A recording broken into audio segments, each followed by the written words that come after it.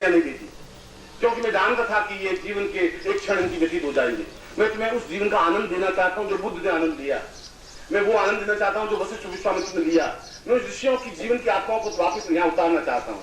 मैं वापस पृथ्वी पर वह युग लाना चाहता हूँ तुम्हारे माध्यम से, तुम्हारे वास्तव माध्यम से वापस प्राणों को चेतना देना चाहता हूँ। मैं दुनिया को दिखा देना चाहता हूँ कि इन सारे लोगों को मैं सूर्य बना के दिखा सकता हूँ और दिखा सकता हूँ,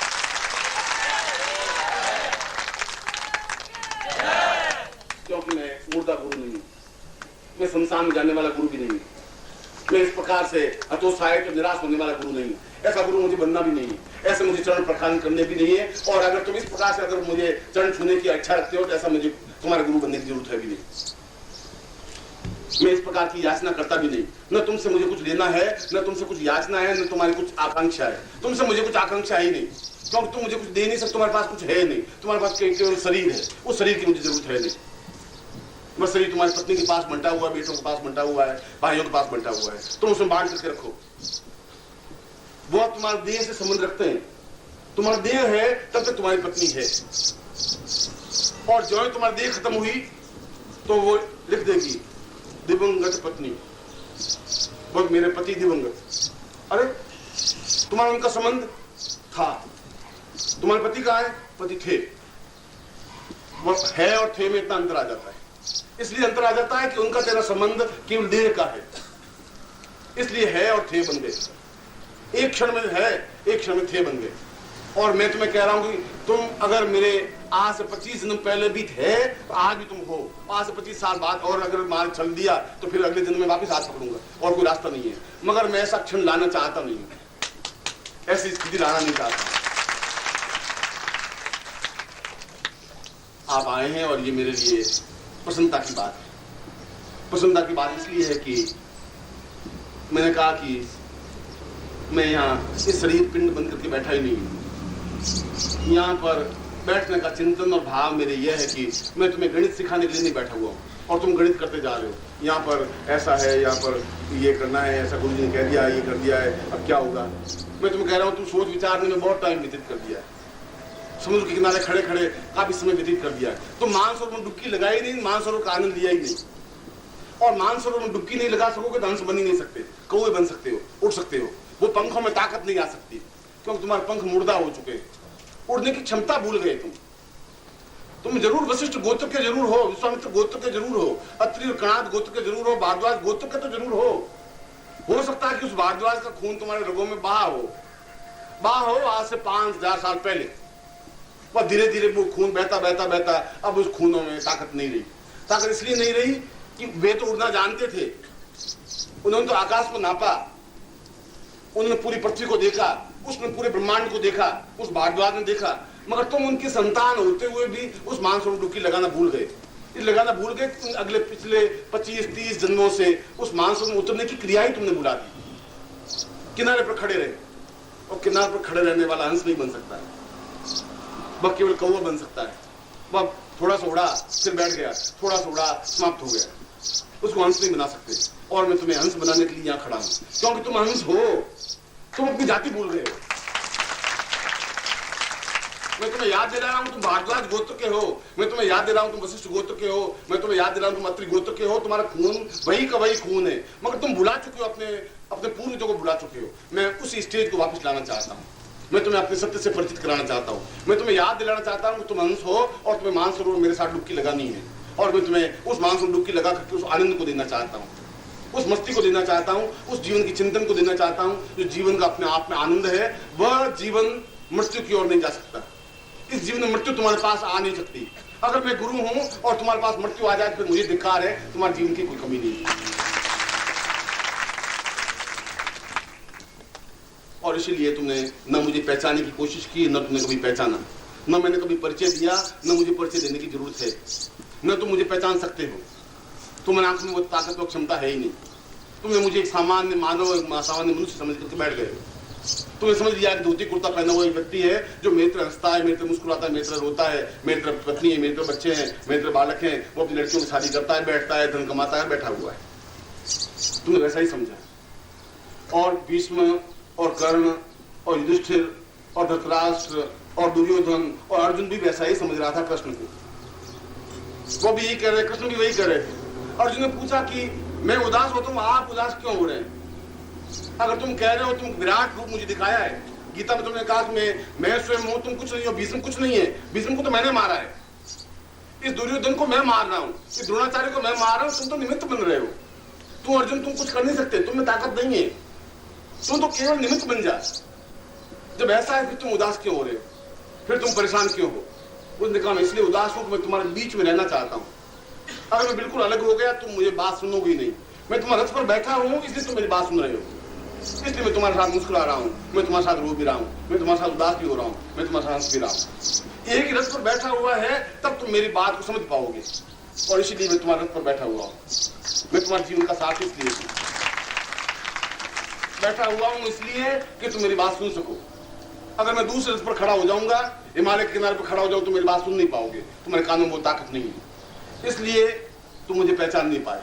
क्योंकि अर्जुन भी नहीं समझ पाया, अर्जुन ने उसको केवल साथ ही समझा, घोड़े चलाने वाला। उसको गालियां दी गई, उसको अपमानित किया गया, शायद जितनी गालियां, जितना अपमान, जितना प्रताड़न कृष्ण को मिला उतना संसार में किसी व्यक्ति को मिला ही नहीं।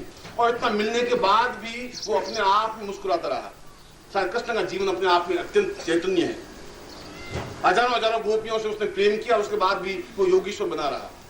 कृष्ण मंदिर जगत गुरुम, उसको जगत का गुरु कहा गया, इसलिए कि वो अपने आप में व्यक्तित्व था, जीवित जागृत व्यक्तित्व था। महाभारत युद्ध हुआ तो उसने कहा अर्जुन तू जीतेगा क्योंकि मैं तेरे साथ में हूं, मैं तेरे साथ में, तू हार नहीं सकता। और मैं भी कह रहा हूं कि तुम्हारे जीवन की इस महाभारत युद्ध में तुम हार नहीं सकते, मैं तुम्हारे साथ हूं। और ये अमृत महोत्सव पर्व 3 दिन बिताने के नहीं है, इन 3 दिनों को जीवन जीने की जरूरत है। तुम जीवन जीना भूल गए हो, मैं तुम्हें जीवन की याद दिला रहा हूं। मैं तुम्हें याद दिला रहा हूं, तुम्हें प्रत्येक क्षण मुस्कुराना है। तुम इस बात की चिंता नहीं करनी क्या होगा, क्या होगा वो मेरे हाथ में है, क्या हो गया वो तुमने कर दिया, वो तुम करके आए हो। बच्चे पैदा करने थे वो कर दिए, बड़े हुए, छोटे हुए, अच्छे हुए, बुरे हुए, कपूत हुए, सपूत हुए, पत्नी जैसी मिली, वो सब कुछ तुम कर चुके हो। आगे क्या होगा वो जिम्मेवारी मेरी है। वर्तमान में तुम्हें क्या करना है मैं तुम्हें इतना कह रहा हूं, तुम्हें कुछ नहीं करना है।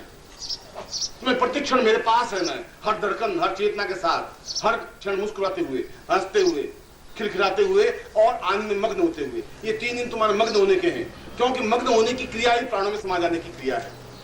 प्राणों में समा जाने के लिए एक तरफ खड़े होने से प्राणों में नहीं समाया जा सकता। जहां तुम्हें प्रसन्न होना पड़ेगा वहां तुम्हें खिलना पड़ेगा। जब गुलाब खिलता है तो अपने आप सुगंध फैल जाती है। अगर गुलाब यहाँ से 25 गज दूर खिला हुआ है, सुगंध यहाँ तक अपने आप फैल जाएगी। उसके लिए गुलाब को पास लाने की जरूरत नहीं है। और अगर तुम्हें मुझे मेरे प्राणों में समा जाने की जरूरत है, अगर तुम मेरे प्राणों में समा जाना चाहते हो तो तुम्हें कुछ करने की जरूरत नहीं है। माला मंत्र जाप करने से कुछ काम नहीं हो पाएगा, वह मैं अपना आप कर लूंगा, क्योंकि मैंने तुम्हारा हाथ पकड़ा है, तो मैं समझता हूँ मुझे क्या करना है। मैं तुम्हें कह रहा हूं तुम्हें मुस्कुराना है, हर क्षण तुम्हें चिंतन युक्त रहना है, हर क्षण तुम ऐसा समझ रहा हो कि मेरे पास में, हर धड़कन में मेरे पास में, एक एक आंसू की बूंद मेरे पास में, मेरी चेतना में, मेरी धड़कन में, मेरे प्राणों में, क्योंकि मैं तुम्हें अंदर उतारने की क्रिया समझाना चाहता हूं।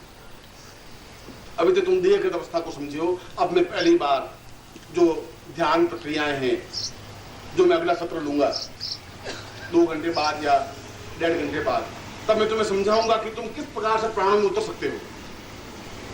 और जहां प्राणों में उतर सकते हो वहां तुम अपने आप को तुम देख सकोगे, तुम देख सकोगे अपने जीवन को, और तुम देख सकोगे अपने पिछले जीवन को भी, उससे पिछले जीवन को भी। तुम देख सकोगे पिछले जीवन में तुम्हारे साथ कहां था और पिछले जीवन में तुम्हारे साथ कहां था, तुम खुद देख सकते हो। तो मैं तुम्हें वहां ले जाना चाहता हूँ, तुम्हें प्रत्यक्ष अनुभूतियां करवाना चाहता हूँ, मैं तुम्हें दिखा देना चाहता हूँ, तुम देख सकते हो। तुम्हारी आंखों में, इसी आंखों में वो ताकत है, तुम्हारे प्राणों में वो ताकत है। तुम चेतना युक्त हो क्योंकि तुम मेरे शिष्य हो, इसलिए तुम देख सकते हो। और उसके बाद भी यदि मेरे शिष्य तुम हुए भी अपने मन से, अपने वचन से, अपने प्राणों से, अपनी चेतना से, उसके बाद भी मैं तुम्हें एकदम हीरा नहीं बना सका, तुम्हें स्वर्ण नहीं बना सका, तो तुम्हारा कोई दोष ही नहीं। तुम्हारी आवश्यकता यह है कि तुम अगर लोहा हो भी तो बिल्कुल पारस के पास पहुंच सको। पारस तक पहुंचने तक की यात्रा तुम्हें पार करनी है।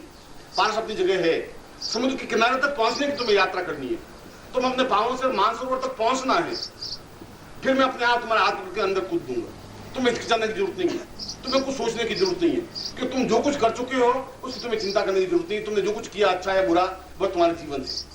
पर तुम समुद्र में अगर कूद लोगे तो मैं तुम्हारे साथ में हूं, डूबने नहीं दूंगा, तुम बीच में छोड़ूंगा नहीं, मझधार में तुम्हें हाथ नहीं छोड़ूंगा, मझधार में तुम्हें अलग नहीं होने दूंगा। हर क्षण, हर पल, हर धड़कन में तुम्हारे साथ में हूं, क्योंकि मैं तुम्हारा गुरु हूं और तुम केवल केवल मेरे गुरु। और इसीलिए अमृत का तात्पर्य मुस्कुराना है, अमृत का तात्पर्य है जीवित होना। तुम यहां आए हो मुर्दा होकर, तुम्हारे चेहरों पर मुस्कुराहट नहीं है, तुम्हारे चेहरों पर चेतना भी नहीं है, तुम्हारे चेहरों पर खिलखिलाहट है नहीं, तुम भूल चुके हो। तुम मुर्दा व्यक्ति कोई पैदा कर सकता है, पैदा तो करता है, जीव तो डालता है, उसको मुस्कुराहट नहीं दे सकता, क्योंकि तुमने पैदा किया तो रोते हुए पैदा किया, हंसते हुए पैदा नहीं कर सके। हंसते हुए पैदा करना जीवन की एक चेतना है। इसलिए गुरु वापिस जन्म देता है, इसलिए उसको द्विज कहा जाता है। जन्म नाम जायते शूद्र संस्कारात द्विज उच्यते।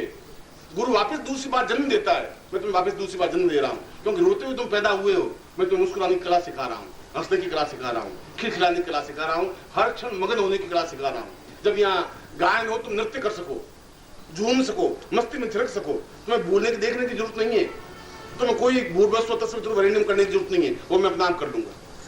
तुम्हारे जितने भी मंत्र जाप करना है वो मैं करूंगा, तुम्हारा जो कुछ चेतना है वह सब कुछ मैं कर लूंगा, तुम्हारी साधना है वह साधना में तुम्हारे करूंगा, तुम्हारी चिंता है, तुम्हारा दुख, तुम्हारी परेशानी है, तुम्हारी बाधा में अपने आप ऊपर झेलूंगा। तुम्हें मुक्त होना है, तुम्हें निश्चिंत होना है, तुम्हें 3 दिन मेरे साथ रहना है, मेरे प्राणों के साथ रहना है, हर क्षण, हर चिंतन, हर धड़कन को मेरे साथ समा जाना है। और मैं सोचता हूं कि ये 3 दिन तुम्हारी जिंदगी के अत्यंत उत्सवमय दिन होंगे, अमृतमय दिन होंगे, और अवश्य ही मैं जिस वायदे को तुम्हारे साथ रखा है उस वायदे तक इन 3 दिन तुम पहुंचाऊंगा। मैं आपको ऐसा याद किया।